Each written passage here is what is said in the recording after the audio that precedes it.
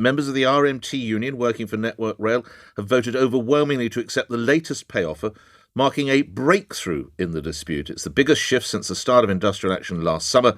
Members of the RMT working as signallers and maintenance staff have voted to accept a 9% pay offer over 2 years. But it's termed as only a breakthrough. Why? Let's put that to Conservative MP and Transport Secretary Mark Harper, who joins me now. So peace has not broken out, but we have a breakthrough. Explain the issues still, or the hurdles still to be cleared. Good morning. Good morning. So, look, Nick, the first point is it's really positive that the RMT staff working on Network Rail have voted decisively for this offer. 90% turnout and 76% of them voted for it. So that's great. You set it out clearly. It's a 9% offer over 2 years, 5% last year, 4% this year. They obviously decided that was a fair and reasonable offer. So on Network Rail, the disputes are over. All three unions have accepted the pay offers. But there's still strikes planned for next week by the RMT on the train operating companies, but their staff have not had chance to make a decision on what is a broadly similar pay offer. So my call for them, which I set out yesterday in Parliament, was that they should put that pay offer to their staff that work on the train operating companies, call off the strikes for next week, let their staff make a decision. They've made a clear decision on Network Rail.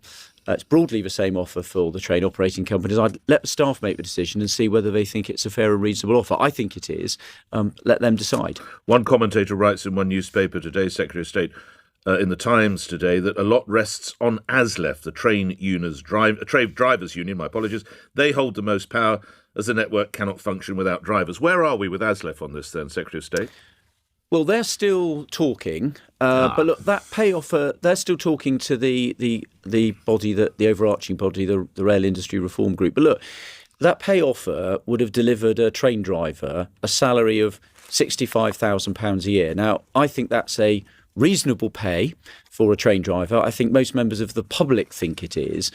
So again, I think that sort of pay offer should be put to the members of ASLEF to let them decide whether they think that's reasonable. I think that I have a responsibility to the passengers that travel on trains, but also to the taxpayer who has supported the rail network over the last very difficult couple of years because of the pandemic.